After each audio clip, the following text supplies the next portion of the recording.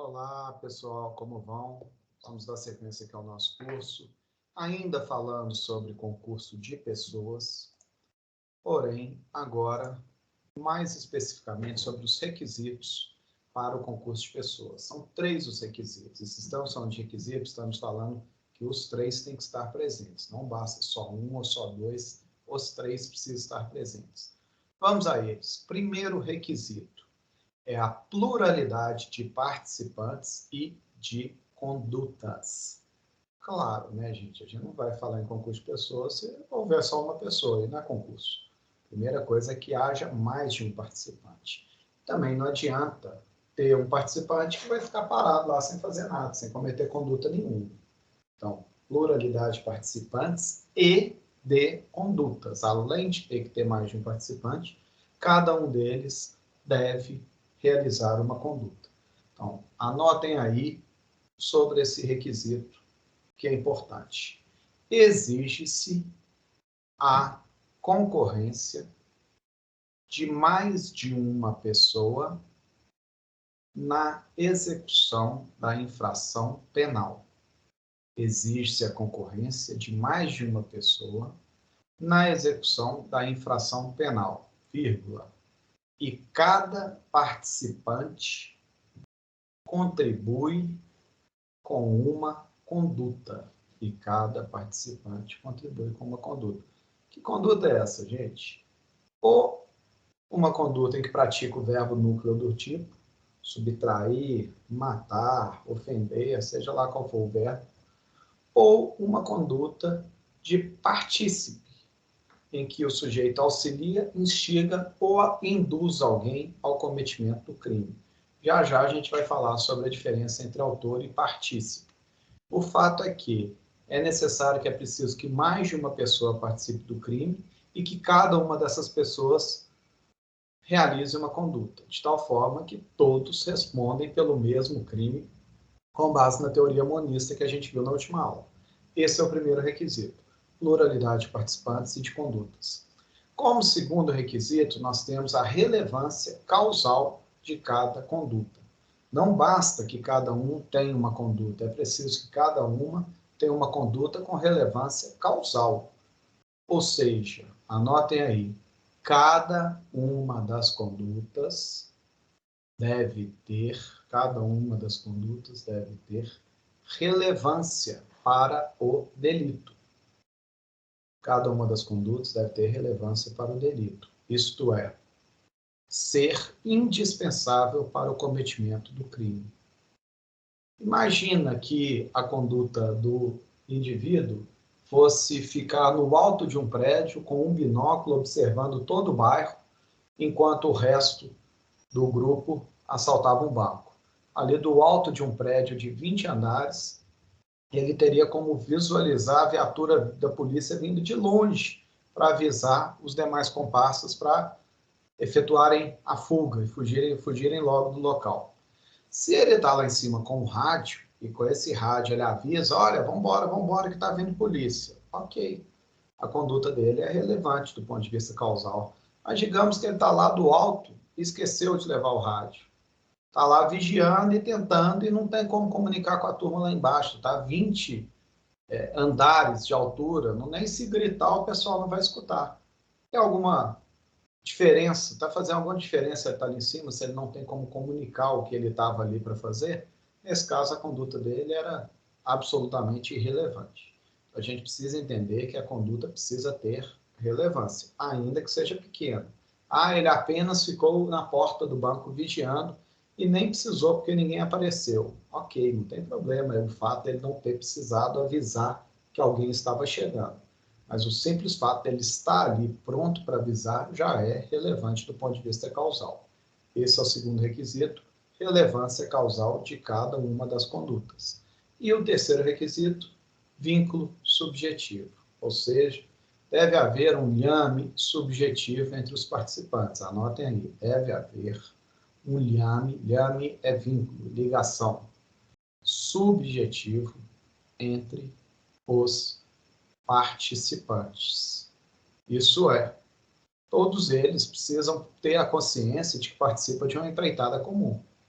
Não adianta lá, um está lá perto do outro comparsa, o comparsa, vamos supor, os dois estão caminhando juntos.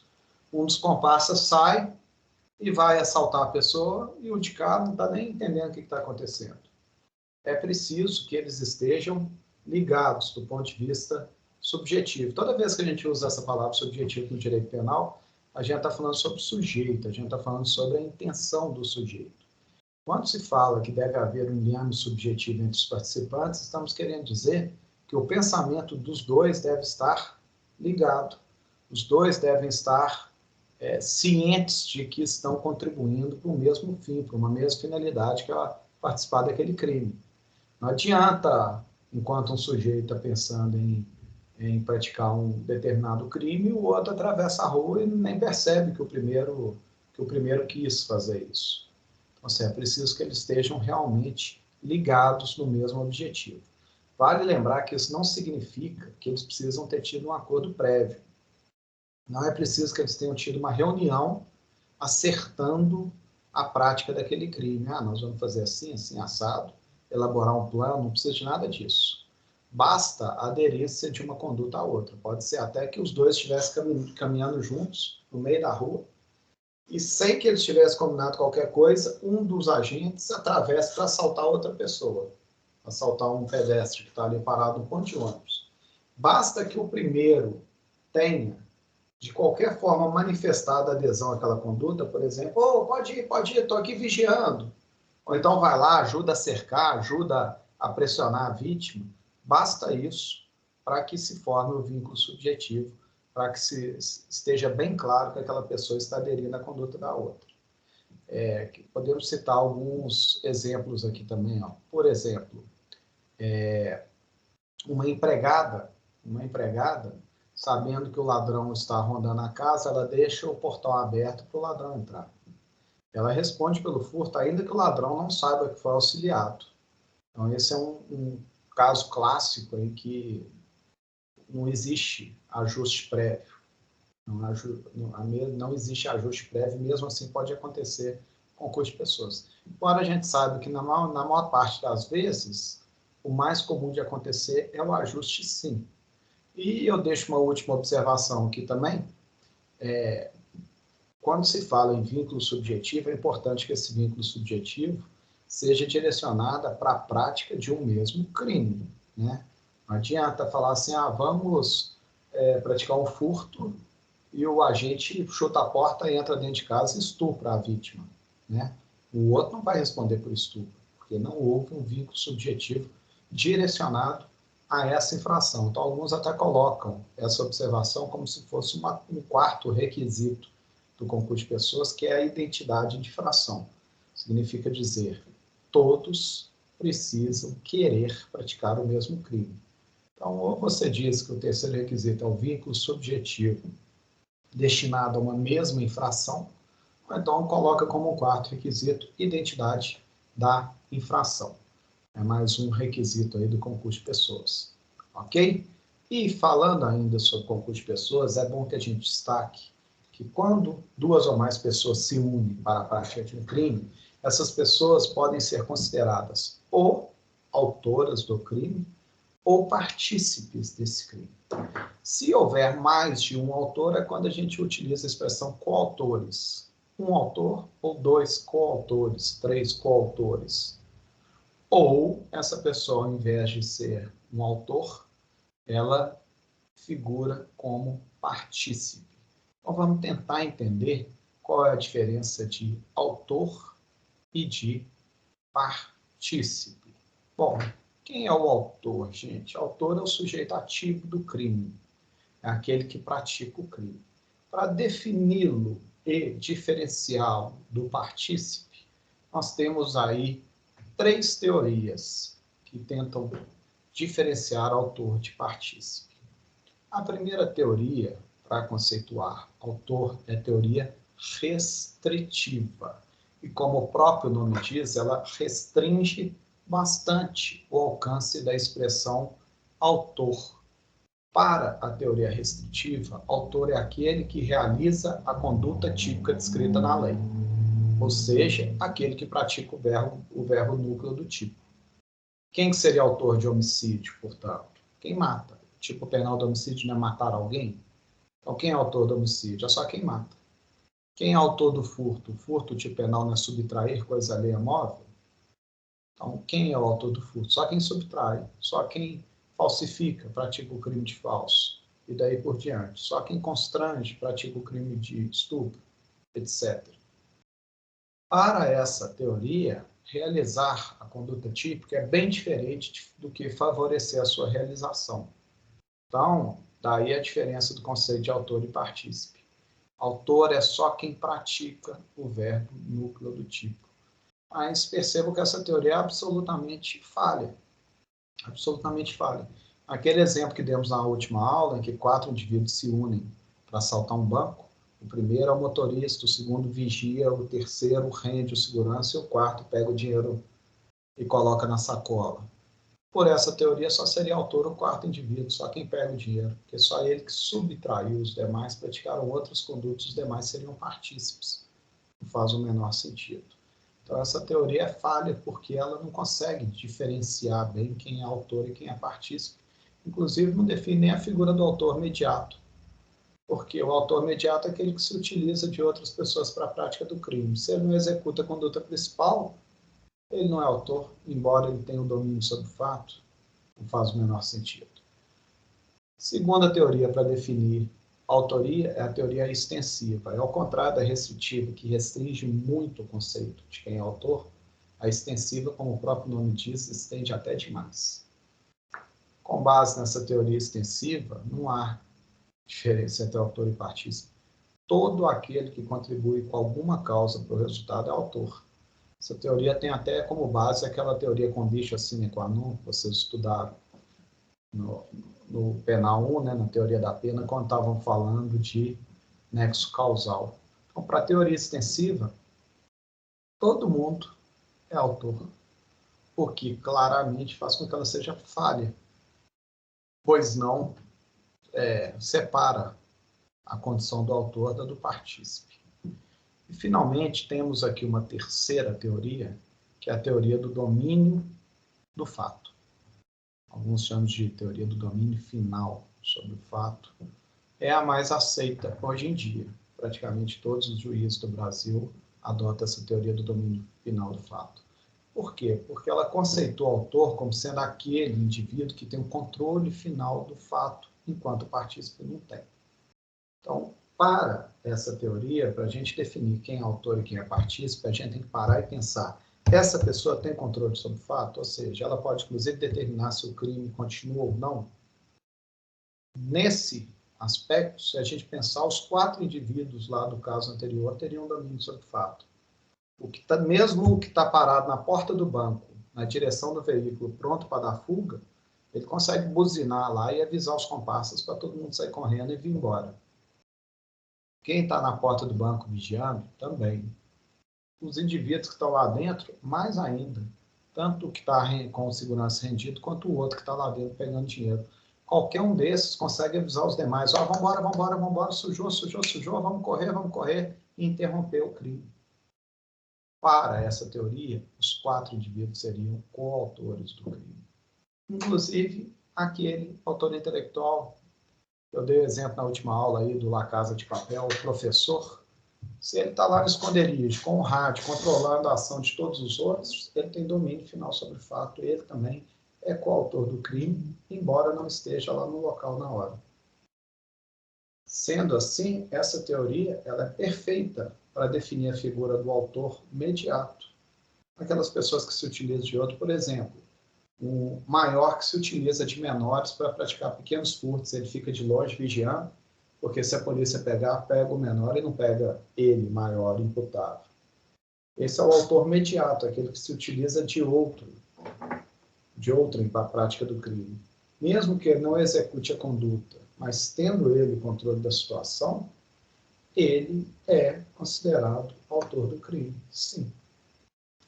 Enfim, segundo a teoria do domínio final sobre o fato, quem é autor é quem efetivamente detém o controle sobre o fato, podendo, inclusive, interromper a investida criminosa a qualquer tempo.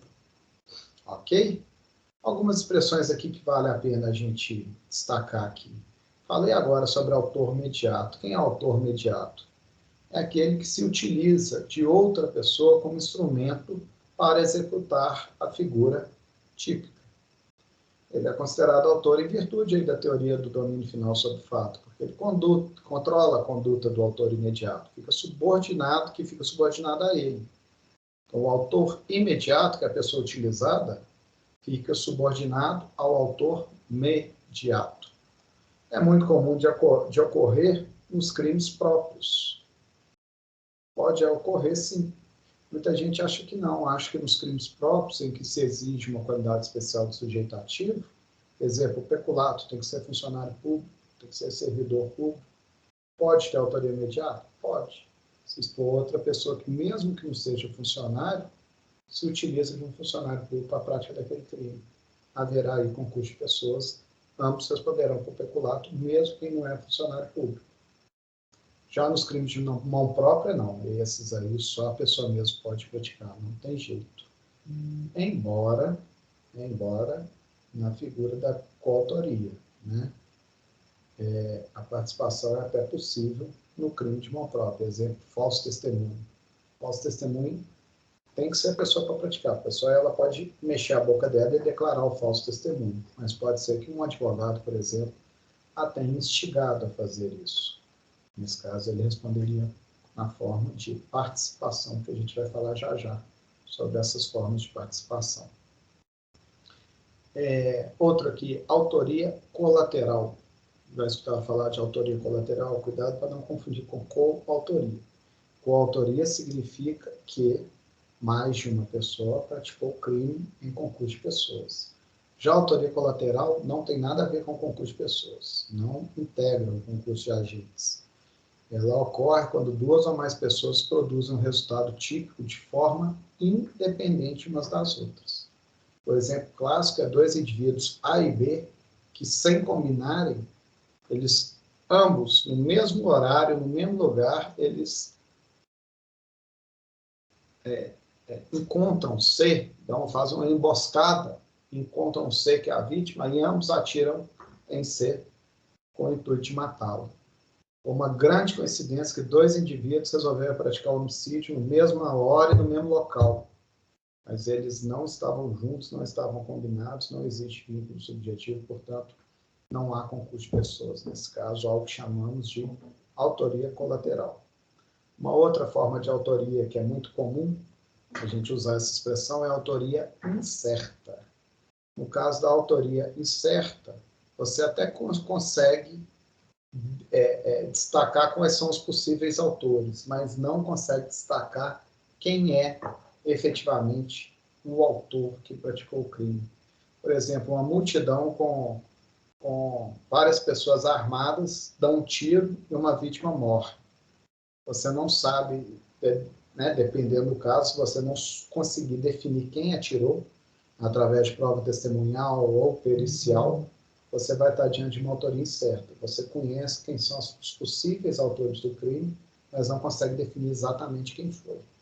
E, finalmente, uma última expressão que eu gostaria de destacar é a autoria desconhecida.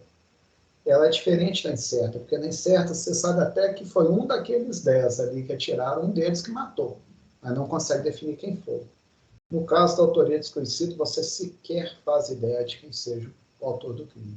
São esses casos aí que encontram um cadáver aí no meio da floresta, você sabe que alguém matou aquela pessoa, mas não faz ideia de quem é. Nesse caso, estamos diante de uma hipótese de autoria desconhecida.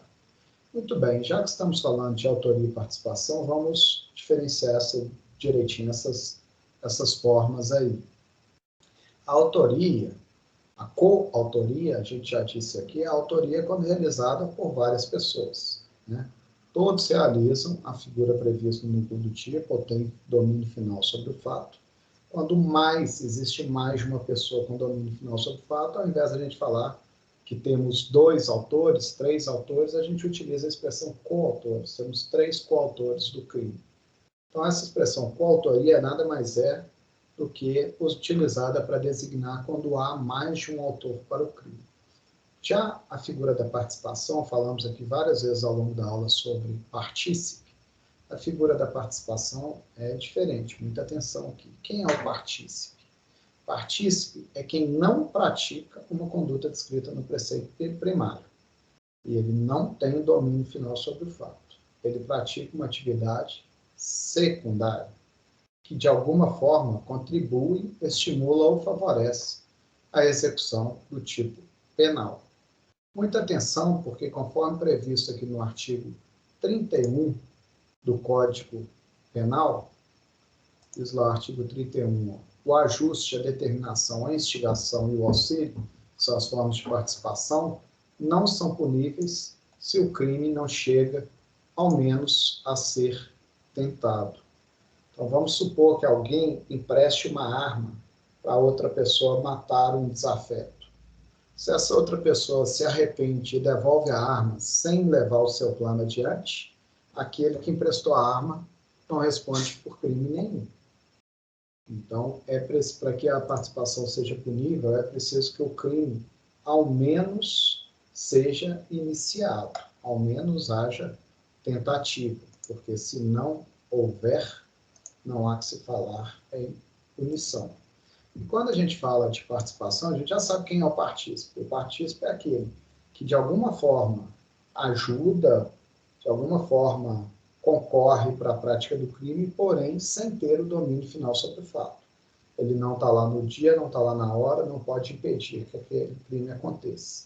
Quando a gente fala de participação, existem duas espécies de participação: a participação moral e a material.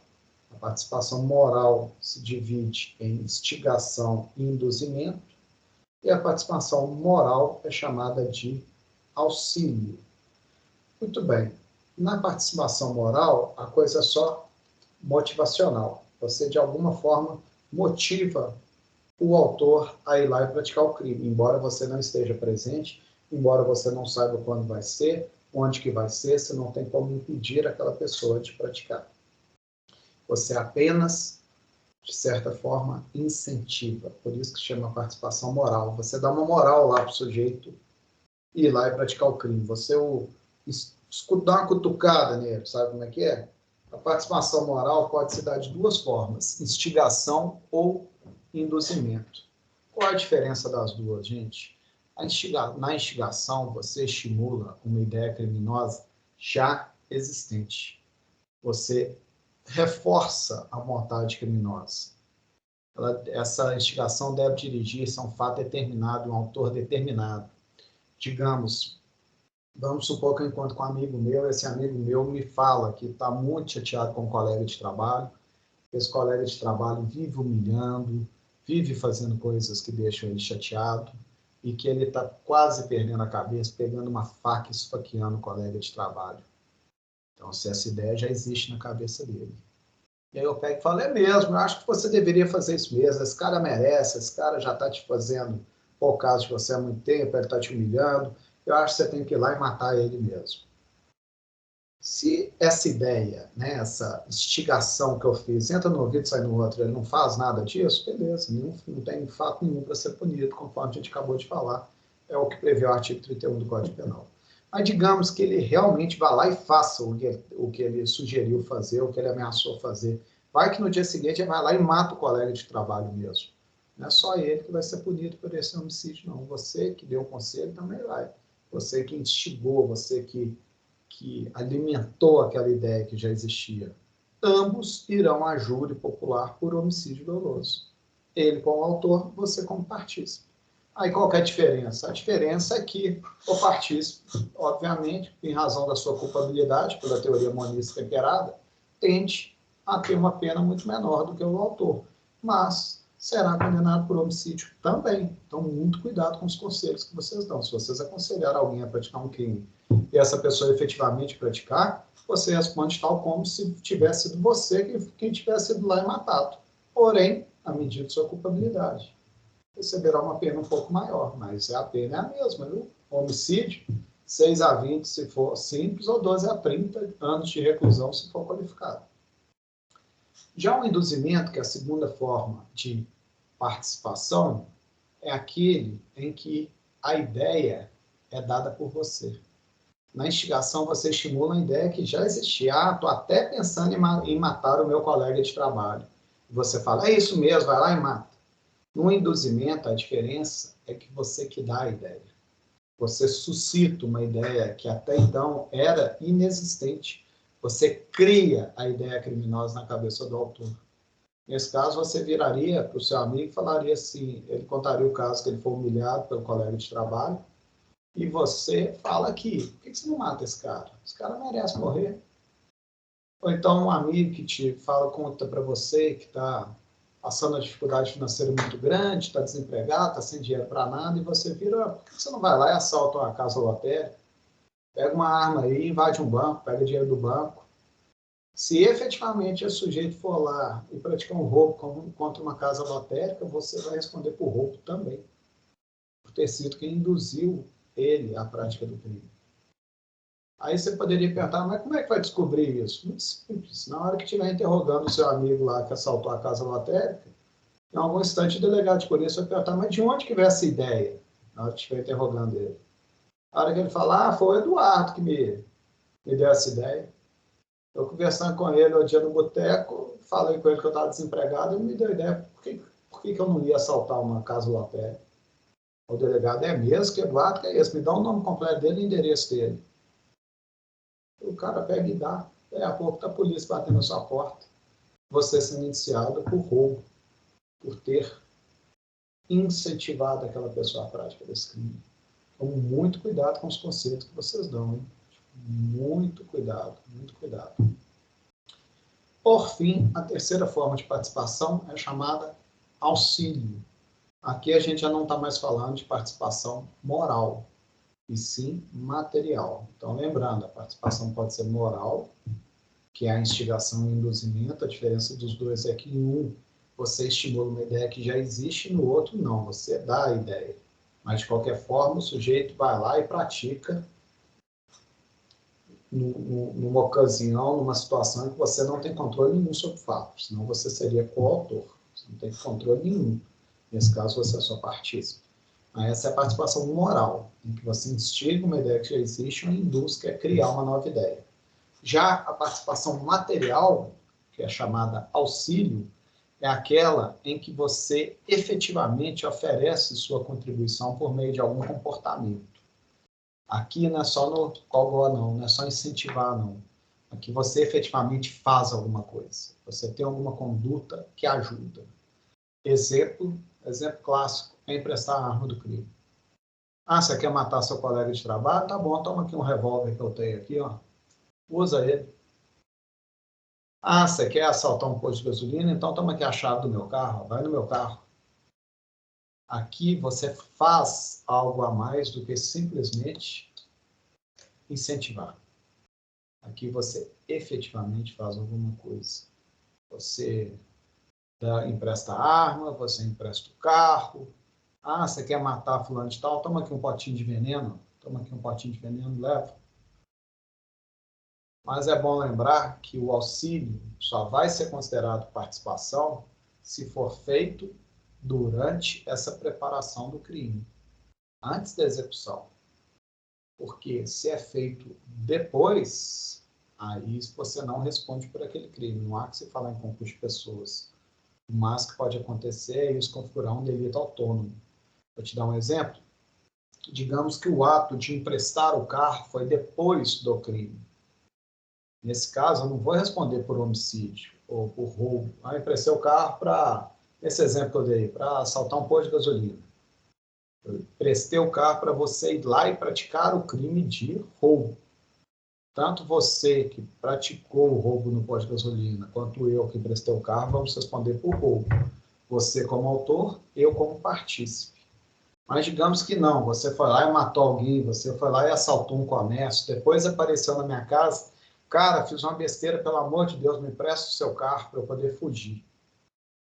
Se o ato, meu de te ajudar foi depois do crime que você praticou, antes disso eu não estava sabendo de nada, eu não respondo pelo crime que você praticou, eu não sou partícipe de roubo. Se você só tocou na minha casa depois, só depois que eu fiquei sabendo o que aconteceu, eu te prestei o carro, eu vou responder por um delito autônomo chamado favorecimento pessoal, previsto lá no artigo 348, que é quando você ajuda um fugitivo da polícia. Mas, nesse caso, não há que se falar em concurso de pessoas. Não existe concurso de pessoas aí.